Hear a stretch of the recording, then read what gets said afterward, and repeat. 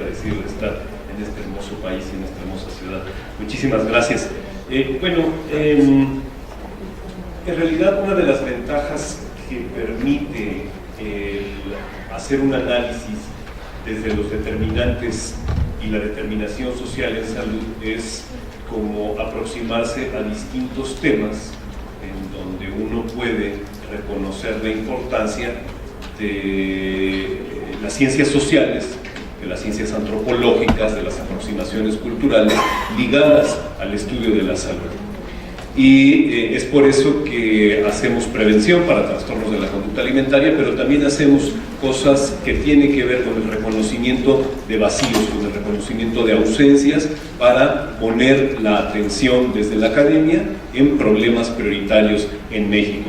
Precisamente por eso me pareció que era importante compartir con ustedes cuáles son esos retos, cuáles son esas prioridades o problemas o vacíos que tenemos en México. Esta es la estructura de la presentación. Me voy a permitir primero hablar de algunos datos demográficos, posteriormente de un panorama más alimentario, pasar al tema que nos interesa mucho también y que de alguna manera está ligado con lo que hablábamos por la mañana más temprano, que tiene que ver con los entornos y las dinámicas obesogénicas. Me referiré a las condiciones de nutrición y salud actuales en México, que es un panorama bastante complejo. Hablaré del papel del Estado mexicano y algunas reflexiones finales. Todo ello tiene que ver, digamos, con las intervenciones en materia de nutrición y alimentación y salud a nivel de la comunidad, y creo que son prioritarios. Tuve un problema cuando me invitaron a presentar esta ponencia, y era que muy bravo yo entré a decir, sí, quiero hablar de los retos y las prioridades en materia de nutrición comunitaria o de la intervención en México, y posteriormente me di cuenta que todo es reto y todo es prioridad en nuestro país, ¿no? Todos son problemas. Entonces, seguramente que iba a terminar hablando de todo y de nada al mismo tiempo. Traté de hacer algún recorte porque en efecto tenemos muchos problemas, hay muchos vacíos, muchas ausencias todavía en el país. Cierto es que se va caminando en materia de avances tecnológicos, en materia de detección, hay cosas que funcionan, pero creo que es necesario que volteemos la mirada, y precisamente si para algo están los funcionarios públicos es para que se les critique.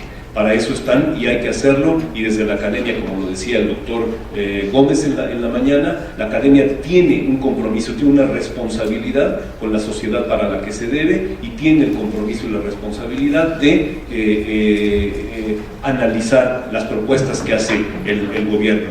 Entonces, nuestro país es un país inmenso, inmenso en extensión, inmenso en diversidad. Tenemos alrededor de 2 millones de kilómetros cuadrados, es un país muy grande, ¿no?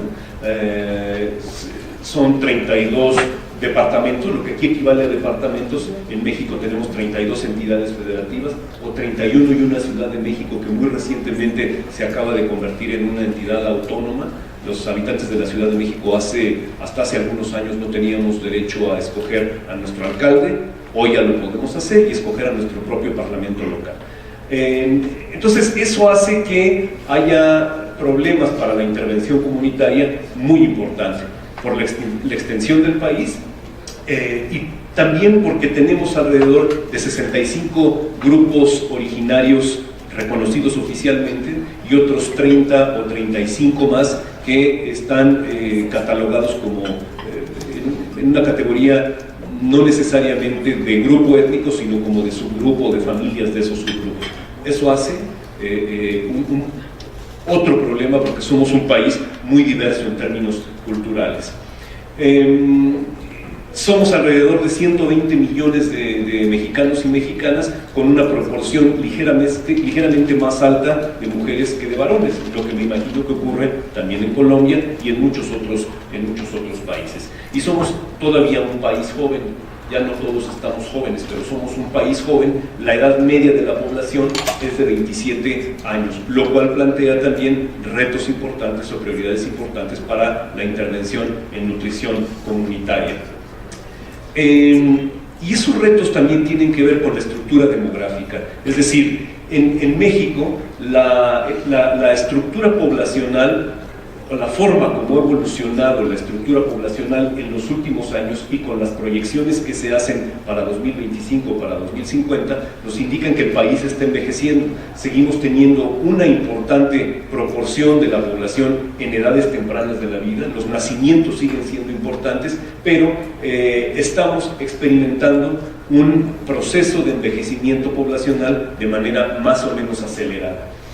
Y tenemos, afortunadamente, una esperanza de vida que ha ido aumentando precisamente porque ha habido avances tecnológicos, ha habido mejoras en la detección oportuna de enfermedades, tenemos más acceso a servicios de salud que antes, pero sigue habiendo lagunas muy importantes.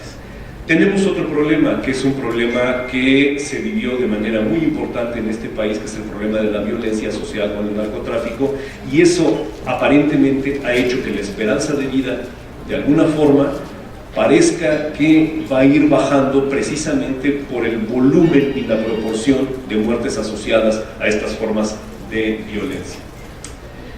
Y aunque es cierto que en materia de bienestar, en materia de condiciones socioeconómicas y de insumos para el bienestar hemos ido avanzando, lo cierto es que aún tenemos rezagos en materia de servicios de salud. Si bien estas son unas imágenes de la Comisión Nacional para la Evaluación de la Política Social, que es el organismo que se encarga de evaluar los programas y de estudiar la pobreza en México, en alguno de sus indicadores, que es el indicador de acceso a los servicios de salud, vemos que en muy poco tiempo sí aparece o sí parece haber una mejora en materia de servicios de salud. La zona más roja es aquella en donde hay rezagos importantes. Esto es en 2014, tenemos un sur muy deprimido, pero en 2 años parece que ha ido mejorando. No tenemos por qué no creer, estas son las cifras oficiales, no tenemos por qué no creer. Algo ha ido cambiando con los paquetes básicos de servicio que hay y se necesita más. El problema que tenemos, y sí es un problema serio, es en materia de seguridad social. La salud, el bienestar, una vida digna, una vida con calidad, no necesariamente depende del derecho a la protección a la salud, sino depende del derecho a la salud y del derecho a otros derechos humanos. Y esto significa, entre otras cosas, que el país no ha sido lo suficientemente sólido. La toma de decisiones en materia de política social no ha sido lo suficientemente sólidas para que las y los mexicanos, además de tener los servicios de salud con los cuales podemos contar a la fecha, que hay que decirlo, están, aunque son todavía muy deficientes, ¿no? Lo que no ha habido es una protección más allá de garantizar cobertura de servicios de salud y que tiene que ver con la seguridad social. Este es un mapa de 2014 con indicadores de seguridad social. Y aquí tenemos el mapa de 2016 y en este periodo, aunque es muy corto, hay que reconocerlo, no ha habido cambios importantes. El sur sigue siendo una zona deprimida y eso divide al país como en 2 o 3 regiones, además de las 32 entidades federativas o departamentos y además de los 65 grupos étnicos. Lo divide en un norte aparentemente próspero y en un sur bastante deprimido.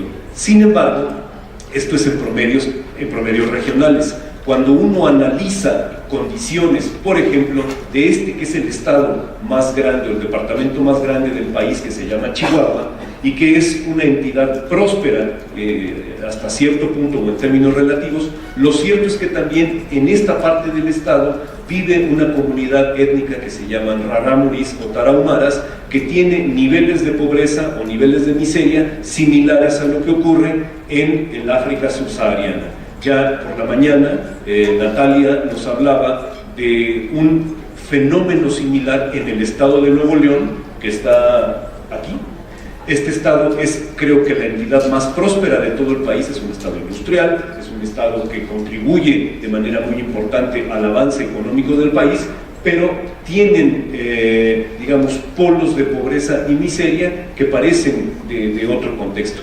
Entonces, esto de alguna manera ilustra de manera muy clara o contradice de manera muy clara aquella bonita frase, aquel acto de fe que casi siempre uno comete o hace cuando estudia salud. México, como ya sabemos, México atraviesa por una transición demográfica, nutricional y epidemiológica y no asumimos una postura crítica ante esa declaración.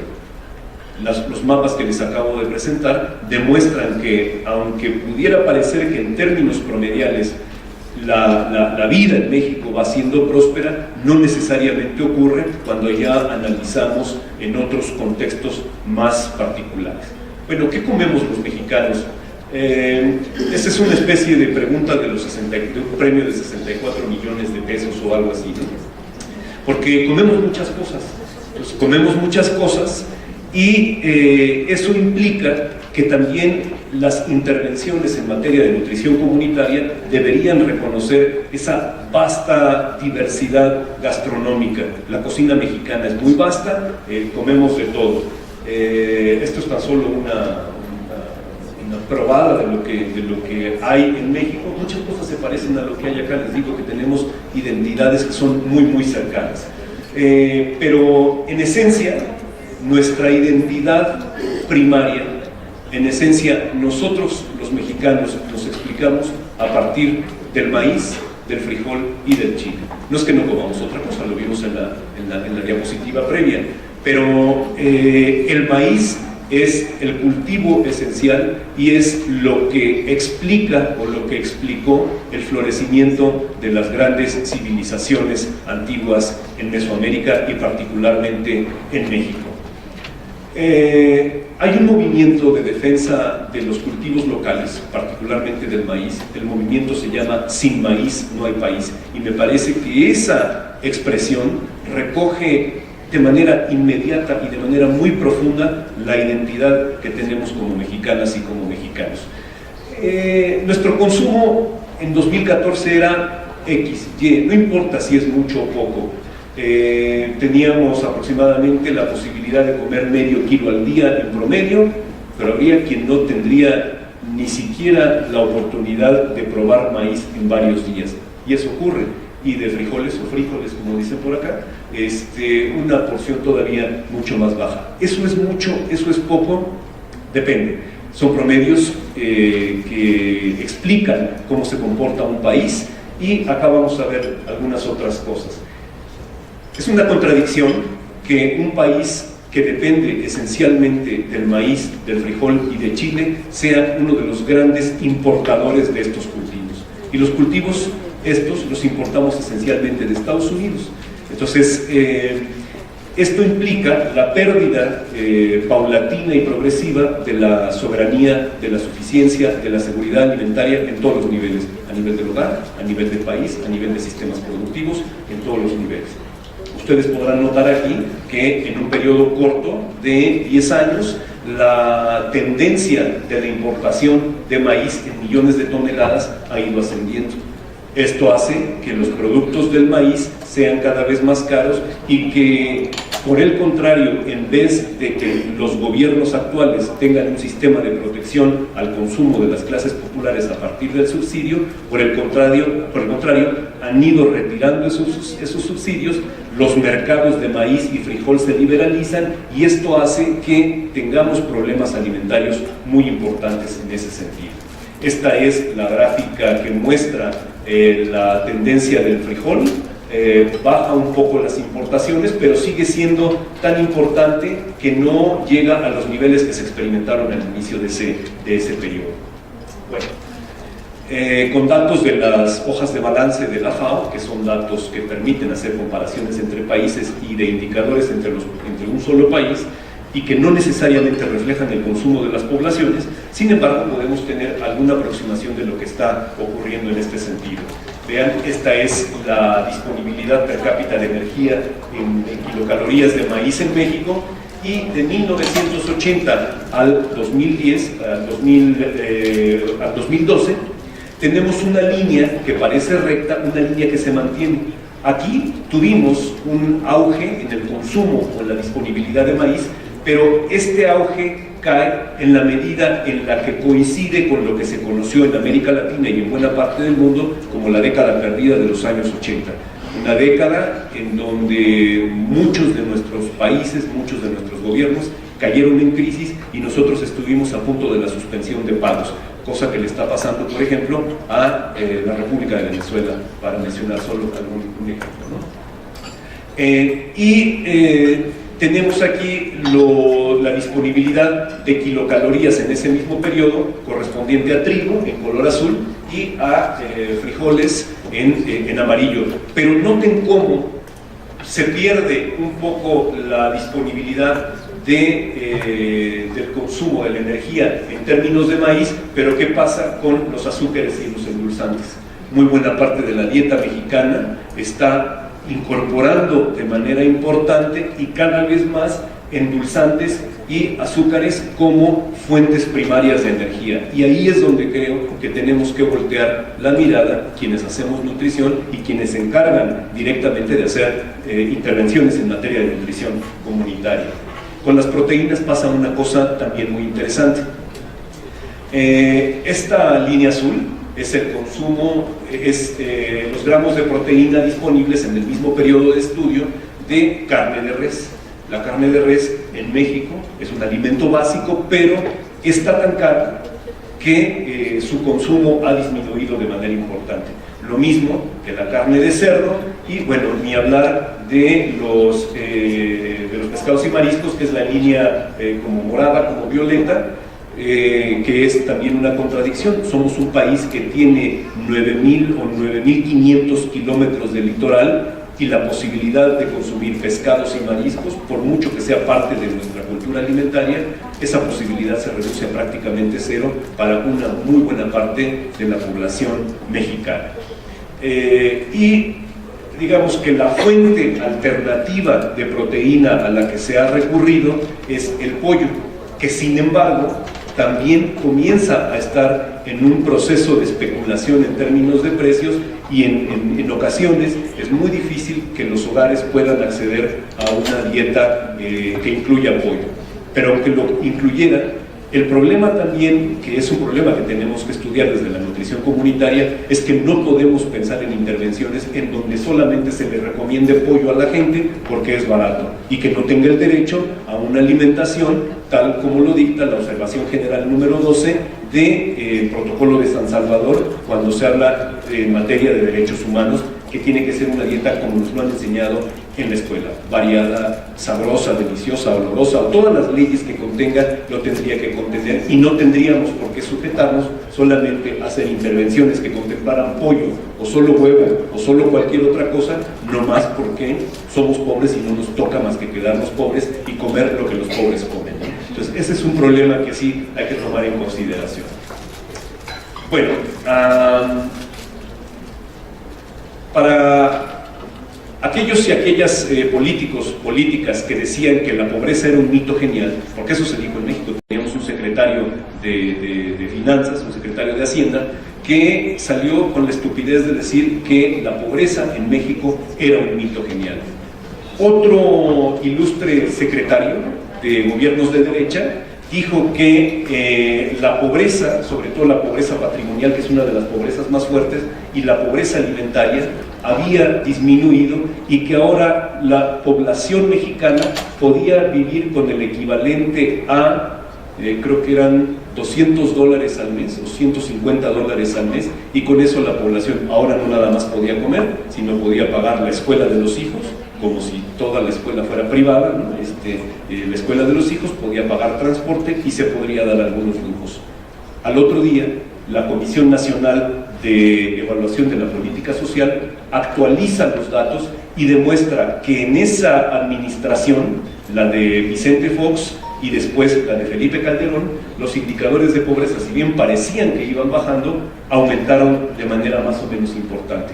Y aunque la curva no se vea tan inclinada, lo cierto es que con todo y las bondades que le achacan a la nueva política social en México, no hemos podido superar problemas de pobreza en donde 1 de cada 2 mexicanos es pobre o extremadamente pobre. Ese es el tema, ese es el tipo de cosas que tenemos que tomar en cuenta cuando hacemos nutrición comunitaria. Yo sé que no nos toca la toma de decisiones en materia de política económica y muchas veces no nos toca la toma de decisiones en materia de política social. Felizmente tenemos a gente como Natalia, que ella es la secretaria de Desarrollo Social, ¿no?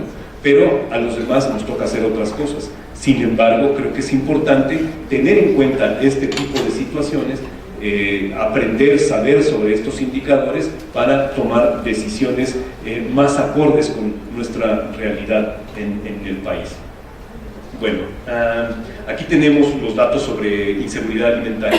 Son datos que trabajamos un grupo de colaboradores y los publicamos en 2013 con datos de la Encuesta Nacional de Salud y Nutrición del 2012, y en el momento en el que se decía que la pobreza era se decía que la pobreza estaba disminuyendo, nos dimos cuenta que en total aproximadamente el 70% de los hogares en México tiene algún nivel de inseguridad alimentaria. Esto es, la incertidumbre o la incapacidad o la imposibilidad de contar con recursos para prepararse una comida o con los materiales suficientes para poder hacerlo.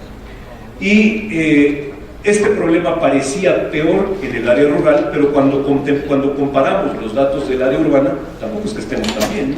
Entonces algo está ocurriendo y es muy difícil en ese sentido, en términos de intervenciones comunitarias, hacer algo que pudiera superar estos niveles tan importantes de problemas de carácter más estructural.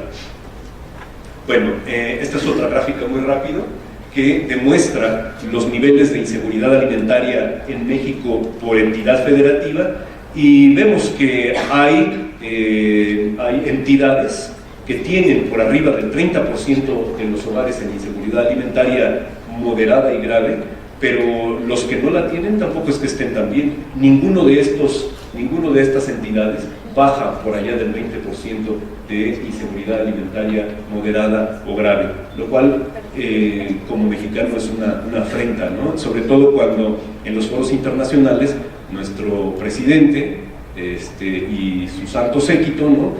Continúan insistiendo en un discurso triunfalista que el país está boyante, que el país va superándose.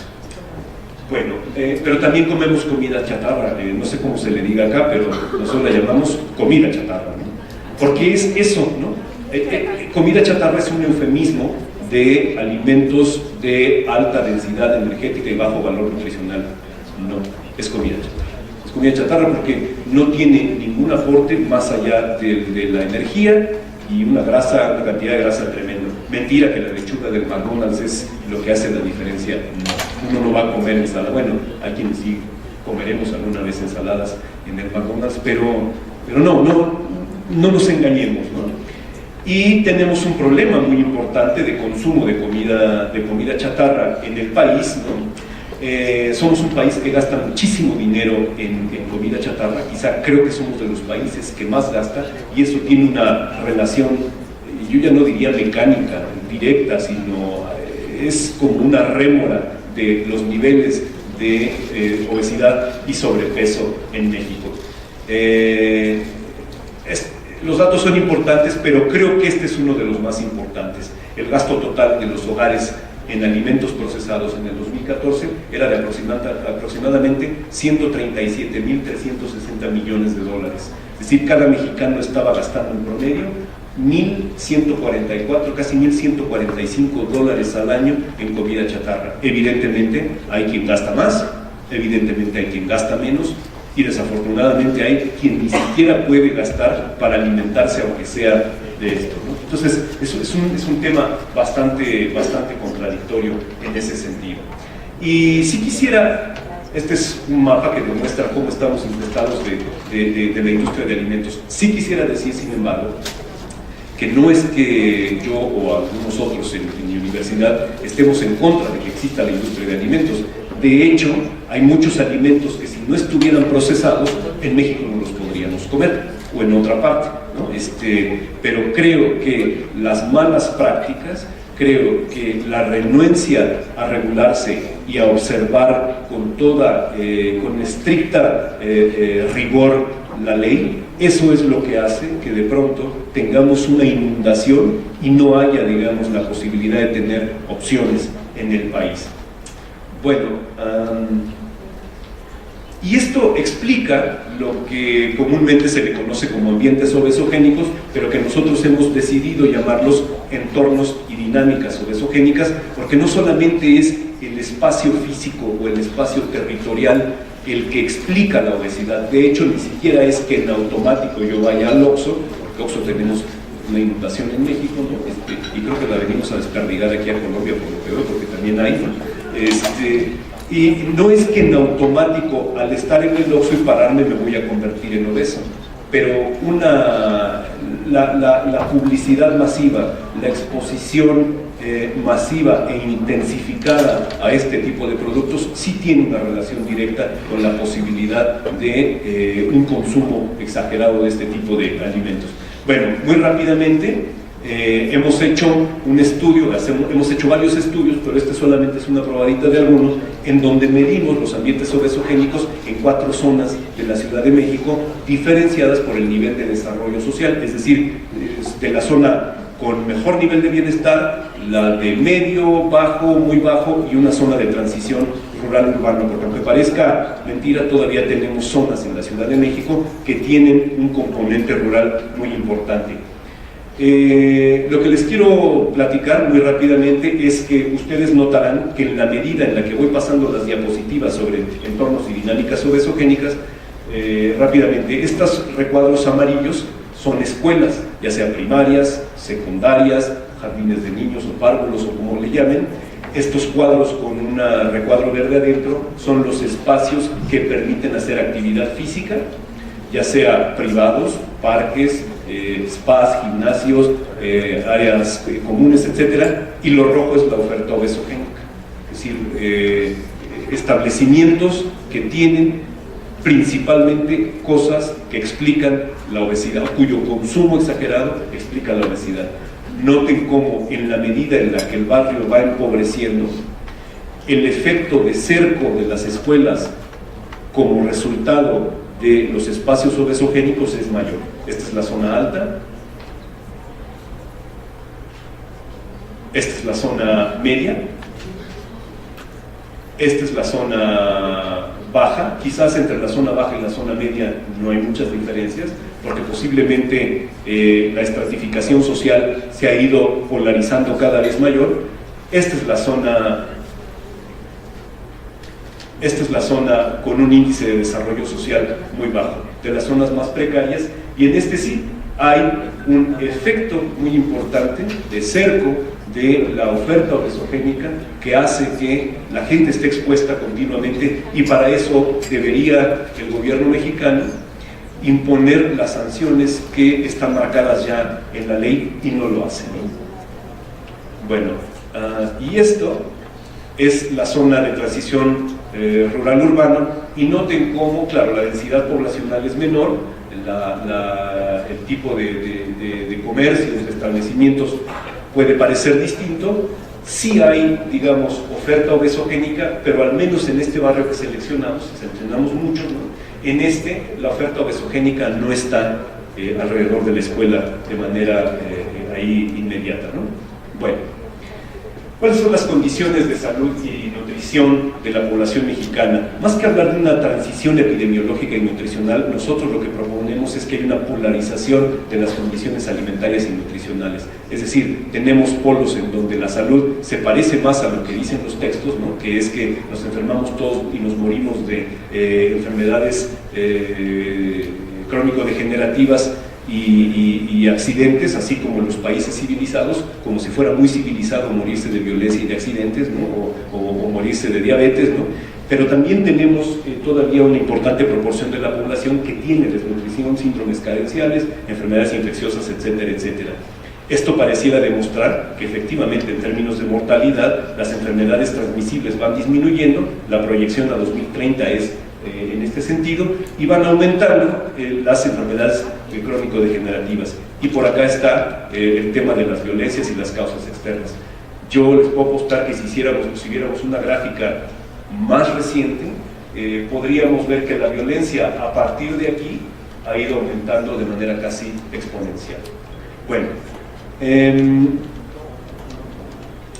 Estos son datos de la más reciente, o eran datos de la más reciente encuesta nacional de nutrición y salud, en donde el gobierno, en un discurso triunfalista, decía que los programas en contra de la obesidad y el sobrepeso, y le llamaban así, programas de combate a la obesidad y al sobrepeso, haciendo una apología del pasado presidente Felipe Calderón, que todo le gustaba hacerlo a través de una guerra al narcotráfico, guerra a no sé quién, guerra a no sé cuánto. Así también diseñó su política en salud, haciendo una apología de la violencia, y por eso le llamaba combate al sobrepeso, para que quedara claro que con toda su enanez mental, ¿no?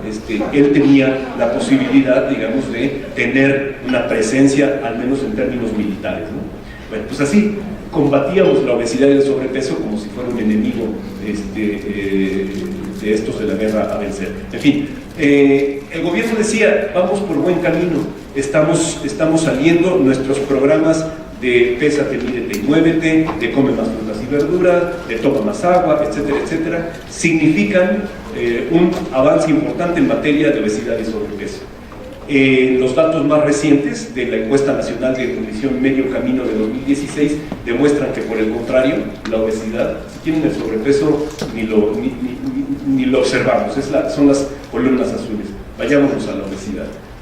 La obesidad fue aumentando entre 1999, cuando hay encuestas más o menos o más estructuradas en México, al año 2012, y, oh desilusión, la obesidad aumenta después de esos programas.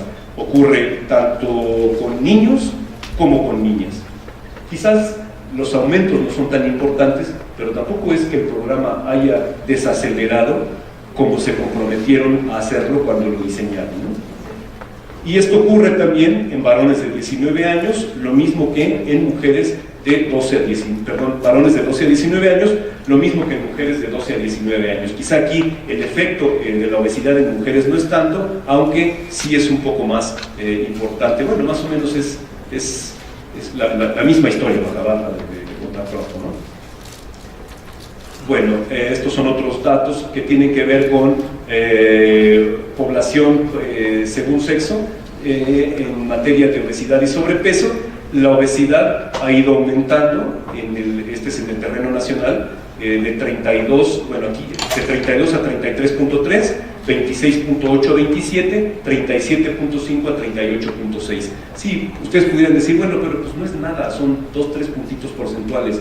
Sí, pero el gobierno se comprometió una cosa, y en el discurso dijo una cosa, y cuando no lo logró, dijo, ah, no, bueno, pero las mantuvimos, ¿no? Entonces hay que estar contentos con lo que decimos, ¿no? Voy a pasar rápidamente estas diapositivas. Esto es en diabetes. Tenemos un problema, México es uno de los países que tiene de los más serios problemas de diabetes, no solo en términos relativos, sino también en términos absolutos, ¿no? Y tenemos altas tasas que por supuesto se asocian al problema de obesidad y a esto que está muy de moda y que es muy grave, que es el llamado síndrome metabólico, ¿no? Que ustedes conocerán mucho más que yo. Pero seguimos teniendo desnutrición. Desafortunadamente, en la encuesta nacional de nutrición 2016, que le llaman de medio camino, la moda y la urgencia de acabar con la obesidad era tal que no publicaron los datos sobre desnutrición, y eso es un error grave. Eso se presta a malas interpretaciones y eso hay que criticarlo, porque una cosa que uno necesita en este país y en cualquier otro país, en este país me refiero a México, en Colombia, en cualquier otro país, es la transparencia de los recursos, la transparencia de las acciones y los resultados de esa transparencia, que precisamente son los datos. Nuestro presidente ahora dice que la crítica que hacemos es bullying, entonces sale a hablar de que está cansado de que ya le hagamos bullying. Me imagino que las madres que tienen hijos desaparecidos, los policías también a decir, estas mamás que están buscando a sus hijos, pues hacen bullying también, ¿no? Bueno, entonces sirva esto para decir que efectivamente el problema de talla baja en menores de 5 años sigue siendo un problema muy importante en el país, y por más que se escondan los datos, ahí está la realidad, y demuestra que no somos un país civilizado porque nos estamos muriendo de enfermedades crónico-degenerativas, de accidentes y de violencia. También tenemos todavía rezagos muy importantes en materia de carencias sociales que se reflejan justamente en un indicador muy sensible de condiciones de vida, que es el estado nutricio. Y este estado nutricio no es un estado agudo, ustedes lo sabrán, es un estado que tiene que ver con la detención de talla, y la detención de talla habla de problemas crónicos muy importantes. Bueno, esta es la prevalencia de anemia, que aparentemente baja, pero en la actualidad seguimos teniendo todavía casi un tercio, un cuarto de la población de niños menores de 5 años con problemas de anemia por deficiencia de hierro severas, ¿no?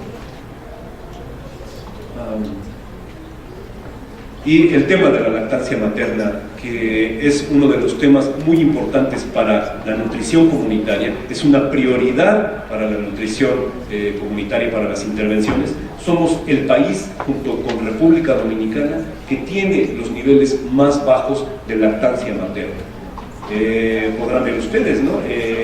Entre 2006 y 2012, los indicadores de lactancia materna tienen un descenso importante, no solamente a nivel nacional, sino incluso en el medio rural. Y digo incluso en el medio rural, y me llama mucho la atención, porque en el medio rural, por lo menos si se garantizaban condiciones relativamente adecuadas de lactancia materna, entonces tendríamos la posibilidad de que los niños superaran su primer año de vida.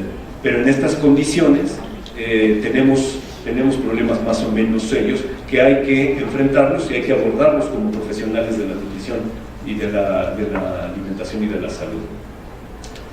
Bueno, ¿qué hace el Estado mexicano ante la complejidad sociosanitaria? México ha sido uno de los países que más trabajó en la década de los 30 y de los 40 por la nutrición, pero no empezó ahí. A principios de siglo hubo un estudio muy importante, el doctor José Patrón Correa, ¿no?, que habló en un artículo científico sobre la culebrilla, así bautizó a la desnutrición infantil. Hubo un salto más o menos importante y aparece en escena el doctor José Quintino Lascuaga, que ha sido una figura muy importante porque es como si fuera el padre de la enseñanza de la nutrición, el padre de la dietología, y de alguna manera es quien hace lo que hoy se conoce como la Escuela de Dietética y Nutrición. Él es el que, digamos, sienta las bases para hacer esa muy querida institución en México.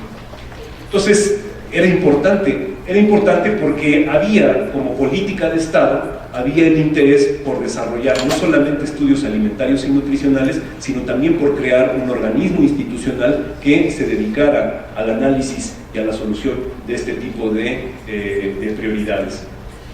Continúa en la política post-revolucionaria, es decir, después de la revolución de 2010, se fortalecen los sistemas de protección social, con ciertas excepciones que ahora les voy a platicar, ¿no? Y lo que sí tenemos es que aparentemente la política social y los programas y los sistemas tienen un corte relativamente universalista.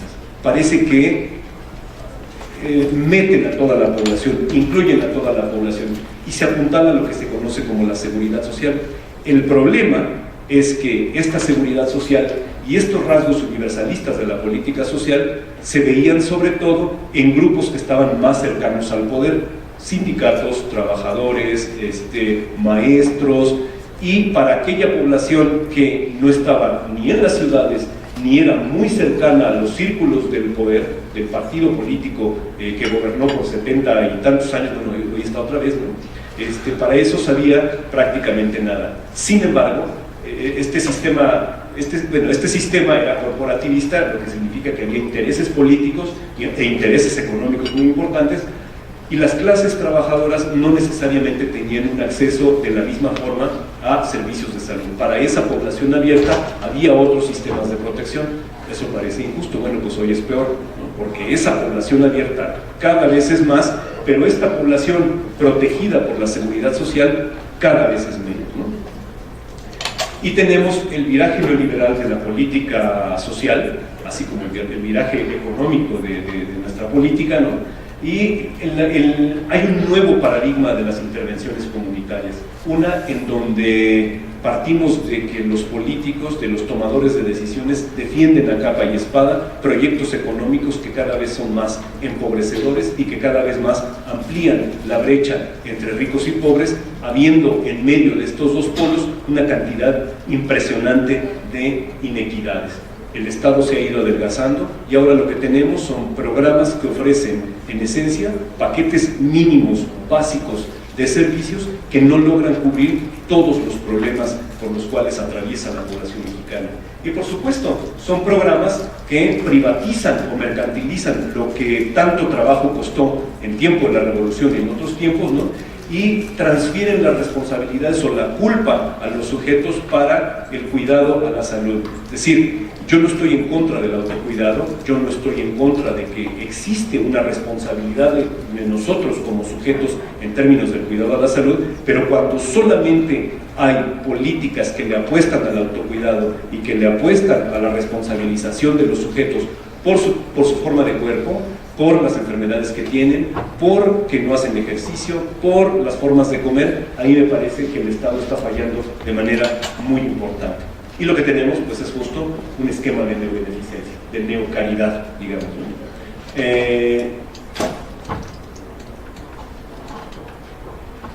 Y en este contexto de cambio neoliberal del paradigma de la política social, no se pueden dejar de generar políticas sociales, incluso en gobiernos, incluso en proyectos de gobierno o en proyectos de nación, que le apuestan todo a la macroeconomía y que le apuestan todo a los esquemas neoliberales. No se puede dejar de hacer eso, no son tan tontos. Pero lo que hay mucho, ¿no?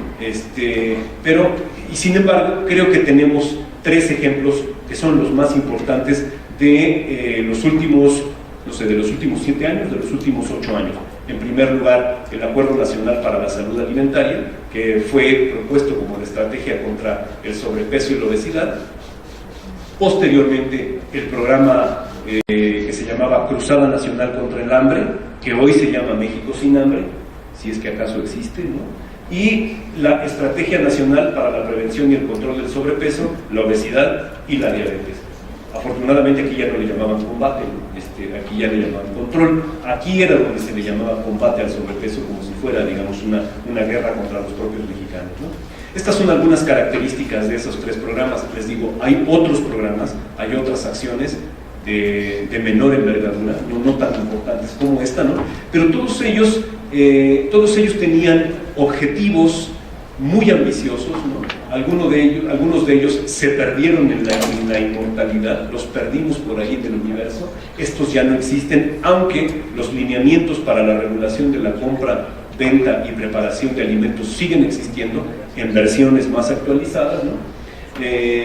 Y por ejemplo, este programa que es de la administración actual, el que se llamaba Cruzada contra el Hambre, bueno, y también tiene un nombre acá como muy bélico, ¿no? De cruzada, como si fuéramos a recuperar de Tierra Santa algo, no sé, ¿no? Es algo complicado, ¿no? Bueno, este programa nace como una promesa de campaña de Enrique Peña Nieto, sin sustento técnico y con promesas hacia la iniciativa privada en términos de beneficios fiscales. No está mal darles beneficios fiscales a la iniciativa privada, pero siempre y cuando hay un compromiso y siempre y cuando haya detrás una ley que al no cumplirlo, en ese momento separan los beneficios fiscales. Y me refiero de manera muy importante a la apertura que se le dio a Nestlé, a PepsiCo y a Walmart para ser quienes entrenaran a las promotoras, a las personas o a los promotores para promover la salud y la nutrición en las comunidades. Y la industria pegó un grito en el cielo, esto se echó abajo, empezó pero se echó abajo, pegó un grito en el cielo porque no entendían cuál era el conflicto de intereses entre hacer nutrición una responsabilidad de Estado y que llevaran sus productos como para rescatar alimentaria y nutricionalmente a la población. Y desde luego, este programa estuvo caracterizado, o está caracterizado lo que quede de él, por una corrupción impresionante.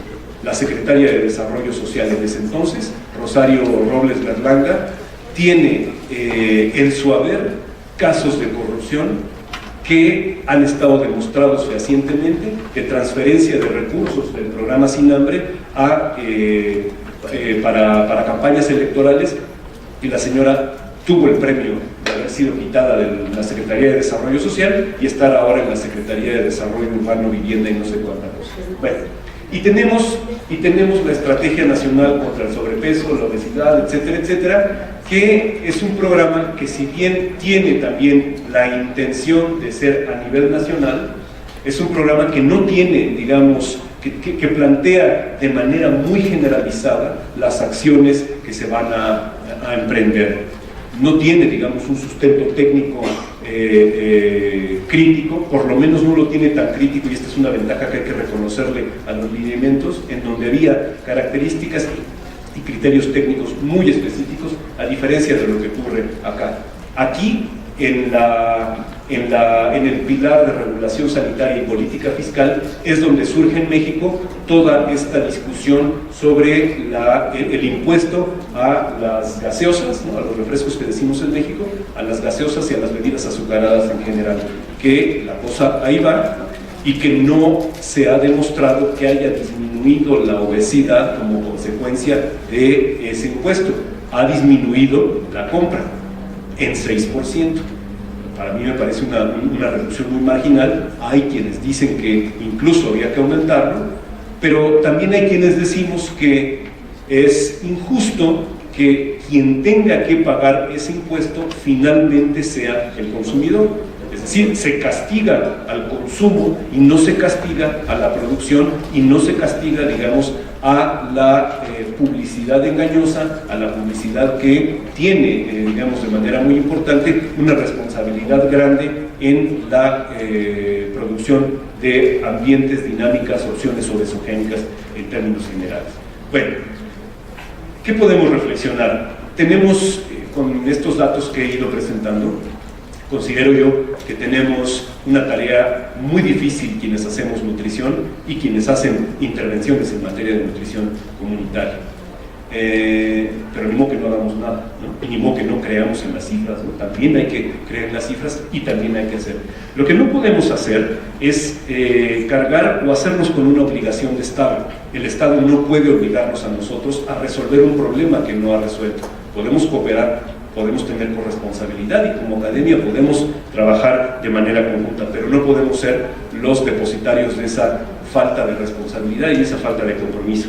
Y tampoco podemos asumir la responsabilidad de la industria o de algunos sectores de la industria de comida chatarra, como si fuera, ellos hacen el daño, nosotros lo reparamos con nuestras intervenciones comunitarias.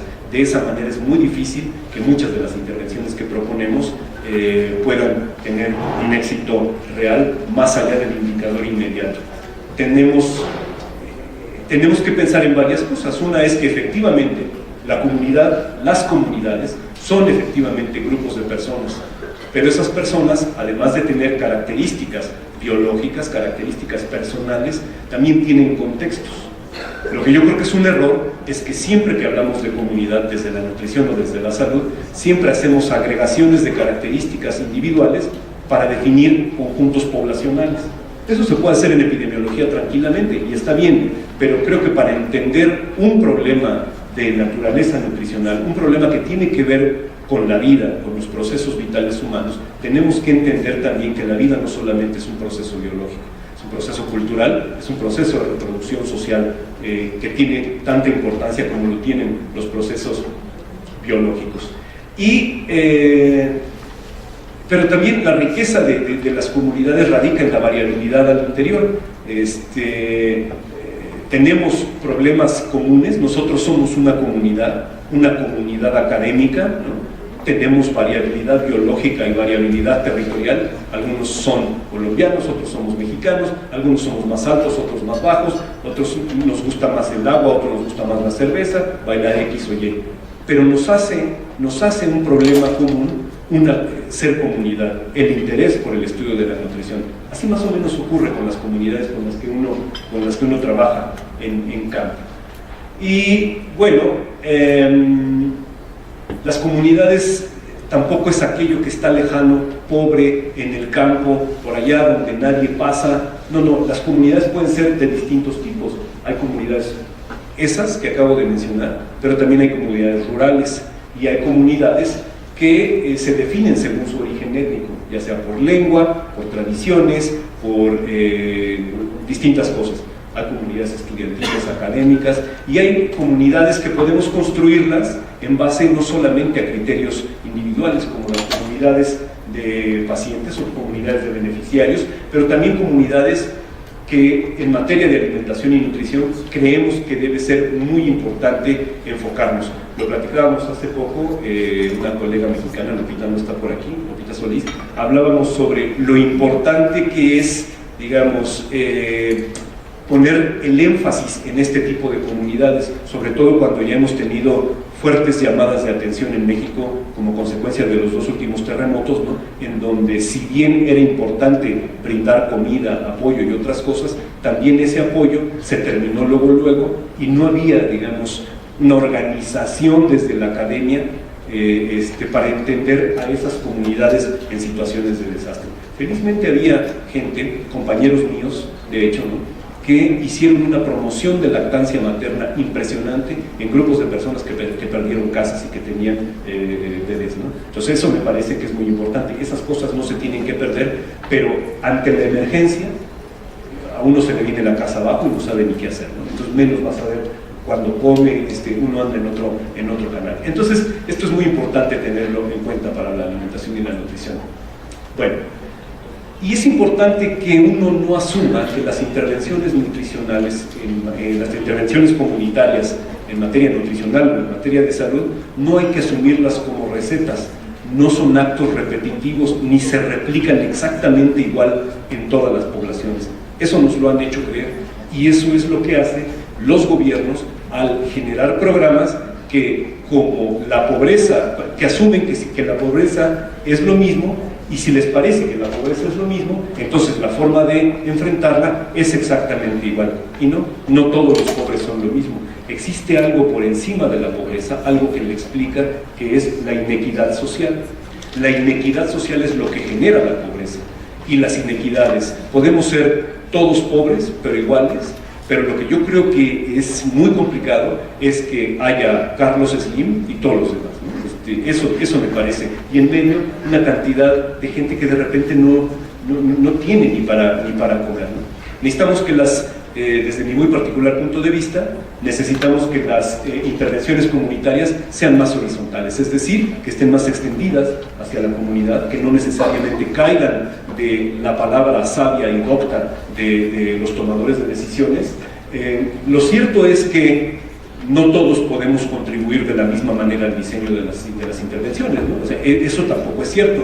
Yo no podría intervenir yo no podría participar en una intervención en materia de un instituto aeroespacial, ¿no?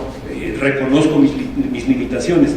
Así pasa con la nutrición y con la salud, pero la gente no es tonta, la gente sabe qué le duele, la gente sabe qué necesita y la gente sabe qué no necesita también, ¿no? Me parece que es momento de escuchar la voz de los sujetos y de hacer una nutrición comunitaria y de hacer intervenciones en materia de nutrición comunitaria más participativas, más activas, más horizontales, con un enfoque de derechos, no con un enfoque de beneficencia, y que tengan formatos más éticos y de defensa de una vida, pero no de cualquier vida, sino de una vida digna.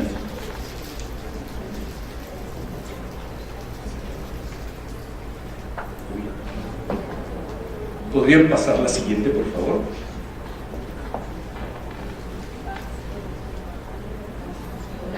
No, una antes.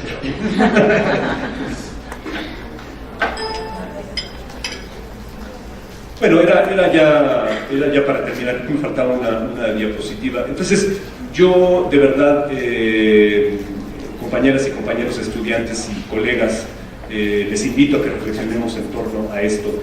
En la nutrición comunitaria, en esencia, no son actos repetidos, no son actos que se puedan replicar, no nos lo merecemos, no se lo merecen las comunidades a las que nos debemos. Es necesario pensar con mucho mayor criterio, y es necesario diseñar nuestras propuestas con una sensibilidad mayor ante los problemas que tenemos frente a nosotros.